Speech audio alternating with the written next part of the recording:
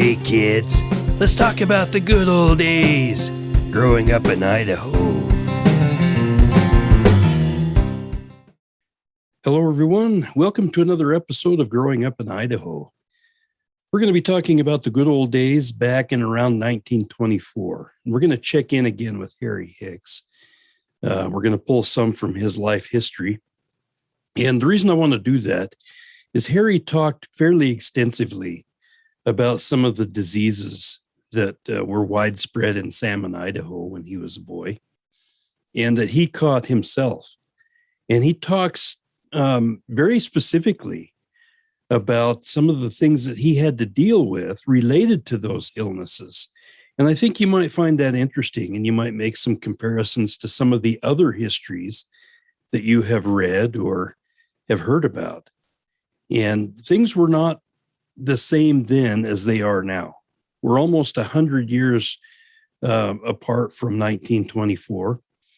And keep in mind, they didn't have antibiotics to fight bacterial infections, for example.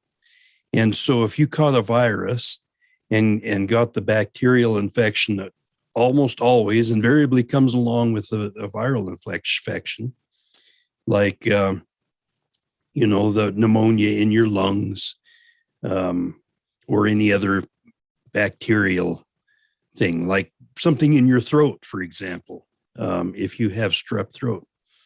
They didn't have antibiotics. So if you got one of those illnesses, you had to ride it out. And of course, they had home remedies, and we're going to hit on some of those home remedies today and in this episode. So anyway, let's start out right with Harry. 1924, he got scarlet fever. And I'll read directly from his life history. The doctor in Salmon thought it was diphtheria and gave him a shot of new serum that had just hit the market. And according to Harry, the old doctor didn't know how to give the shot, as it went into his kidney and laid him up for nearly 6 months.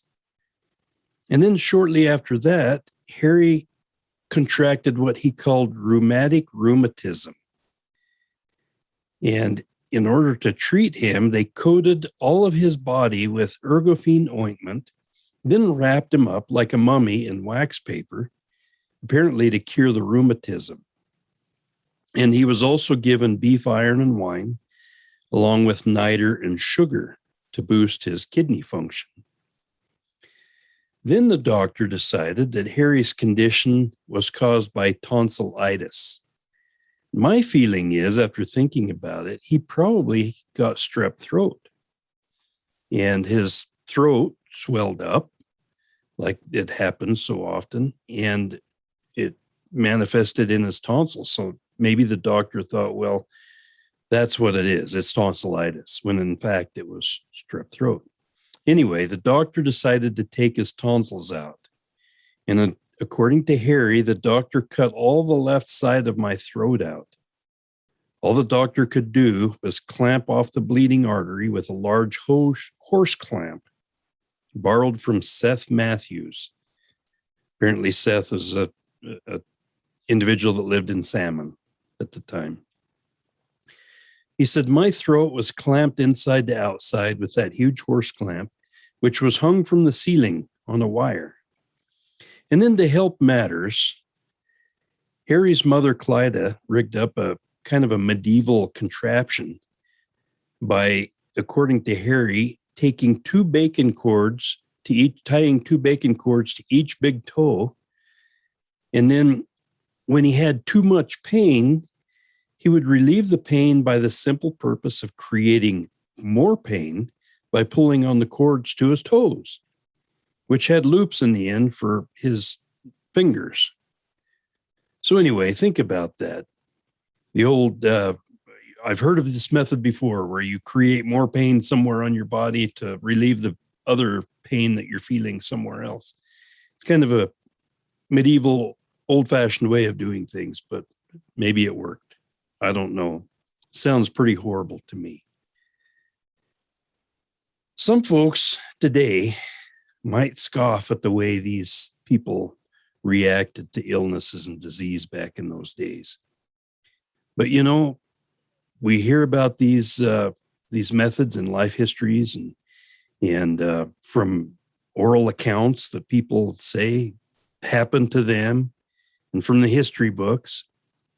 And we need to keep in mind that we're really not too far removed from the era where bloodletting was used to cure sicknesses and illnesses. So anyway, we're making progress. And while I was looking at Harry's history, I was thinking about some of my own experiences. And in the early 1980s, I lived in Micronesia on a small atoll called Yap Island. And on Yap, there were witch doctors, or if you want to call them indigenous practitioners, whatever you want to use. They were doctors that were local doctors trained in herbal natural remedies to help people when they got sick or other things. And I watched a few fairly miraculous things that these guys did. And one of them I want to mention. There was this individual that put his leg up against the muffler pipe on his boat motor that was hot. He'd been running it all day. And because the pipe was so hot, it burned into his flesh and killed those nerves, I suppose. He didn't really feel that pipe burning his leg until he smelled it. And then he looked down and realized, oh, golly, I've got a huge wound now that I have to deal with. So he went to the local doctor, and the doctor looked at his leg, ran off into the jungle, came back a few minutes later with some leaves and a few other things. And he put all these things in his mouth, whatever he had. I don't know what kinds of leaves they were. But he put it in his mouth and chewed on them for 4 or 5 minutes until it was all gooey. And then he took all that stuff out of his mouth and put it on this individual's leg, on his wound, and wrapped it with some twine made from coconut husks. And he changed that dressing every day for 4 or 5 days. And at the end of that period of time, the guy's leg was healed up. There was a red spot there, but the wound was gone. And so to me, that was quite miraculous. And I'll always remember that situation. It's pretty amazing. So, we're living in the pandemic right now. We're dealing with, governments who want to, and it's not just the US government, it's many governments throughout the world want their citizens to be vaccinated. In some countries where there might be a democracy, but there's not much personal freedom, citizens are being lined up and given shots whether they want it or not. In the US, we still have the ability to make that decision. But we're dealing with that right now. And some of us have gotten vaccinations and some of us haven't. And it'll be interesting to see how it all plays out in the end, won't it? Hopefully we'll gain the point of herd immunity soon, and this COVID-19 virus will dampen down a bit. We could hope. But with sickness, or the potential for sickness, comes numerous ways that we have devised to combat contracting illnesses. And we've seen that in the pandemic, wearing masks, staying at home, not going out in public. And, I remember as a kid when chickenpox was a deal, mothers would have their kids go over and play with another kid in the neighborhood if he had chickenpox, so their kid could get it and they could get over it and build that immunity up so they wouldn't get it again. I remember I got chicken pox. It was the end of the first or second grade year, last day of school. I headed home on my bicycle, ready to spend 3 months of intense playing outside on my bike and other things. And Mom said, "Jeff, you got spots all over you. Come here." And I went over. She said, "You've got chicken pox. Oh, you got a little bit of a fever too. Get to bed. You're going to be in bed for a little while." So while everybody else was out playing, I was laying in bed for that first week or so of the summer. Then after that, a couple of years later, I got mumps. My dad, grown man, had mumps too. Thankfully, he didn't have any adverse effects from that. But the two of us, my dad and I, stayed in the same bed. Mom put us in this one room with a queen-size bed. And so we laid there and read books. Dad introduced me to Louis L'Amour, and I learned all about Westerns and how great of a writer Louis L'Amour is. And so maybe there was some good that came out of having the mumps. Anyway, because inoculations have pretty much wiped out diseases like those chicken pox and mumps, measles and polio. Polio was a big deal when I was a kid in the 60s. All those dreaded illnesses are pretty much gone. They're wiped out because of vaccinations. We have to admit that. And in fact, I bet if you brought it up, a lot of the younger people today wouldn't even recognize some of those illnesses, nothing more than things they read about in history books. But others of us have lived through those, and we remember them. But back to Harry Hicks. Sometimes these widespread illnesses come along. We don't have immunities to them. And Harry talks about a lot of kids in salmon who were getting Bright's disease and scarlet fever and some of these other things. And a few of them were dying. And that's a scary thing to think about. For those of you from Salmon specifically, Salmon's not a very big town. In 1924, it was even smaller. And Harry mentions that 2 or 3 of his classmates died. And it was a big deal for him. It made him feel bad and scared him. So I'm going to go right into his life history and talk about some of his own dealing with some of the same illnesses that his friends died from. So a couple of years after Harry's tonsils were removed, he contracted Bright's disease. A lot of kids in salmon were dying from that, as I mentioned. And Bright's disease, as it was known in the early 1900s, is today known as a class of kidney disease described in modern medicine as acute or chronic nephritis. Harry spoke of his experience with Bright's disease and his life history, as I mentioned. And here's his own words. I'm just going to read right from his own words.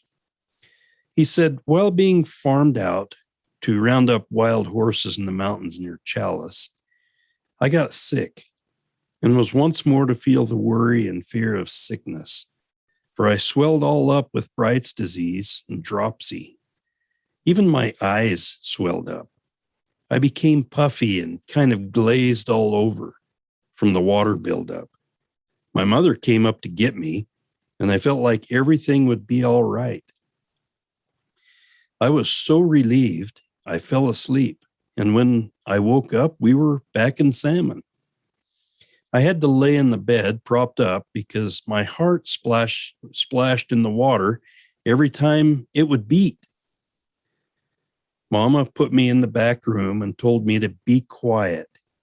The doctor was coming with the undertaker, and crying, she told me they were going to take me away. "Clyda," said the doctor, "we came for that dead boy. It's against the law not to bury a body when they die."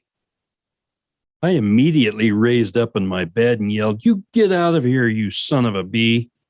You've made your last mistake.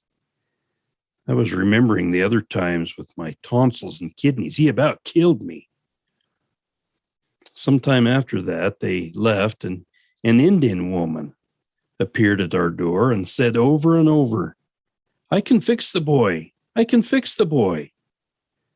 I can never praise my mother enough for the spunk it took and the nerve to turn the doctor from our door and tell him an Indian woman was going to be my doctor. How he cursed my mother, told her she was just inviting death, and I would surely die. After preparations were made, the Indian woman took me down by the river, where there were plenty of round wash boulders. She had a fire burning with plenty of big rocks heating. There was a cot set up with a tub of water setting underneath.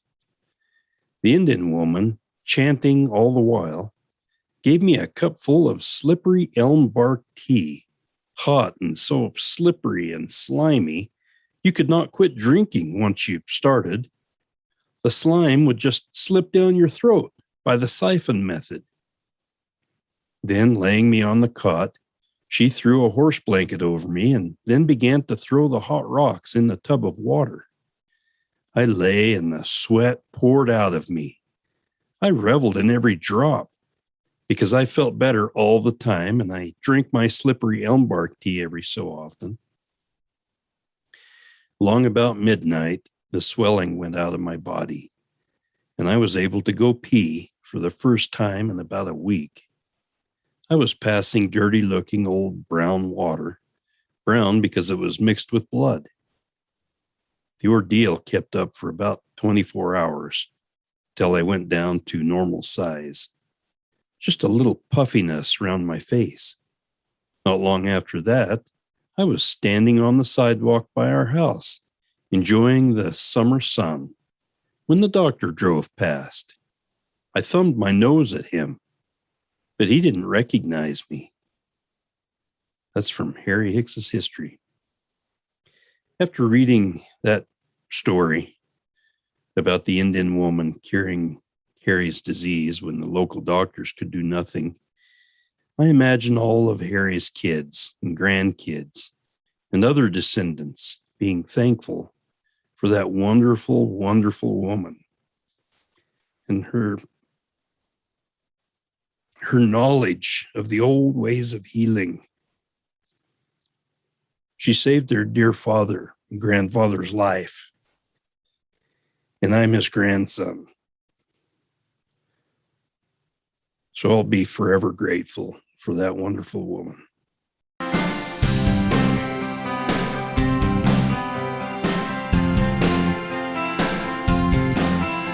Thanks for listening.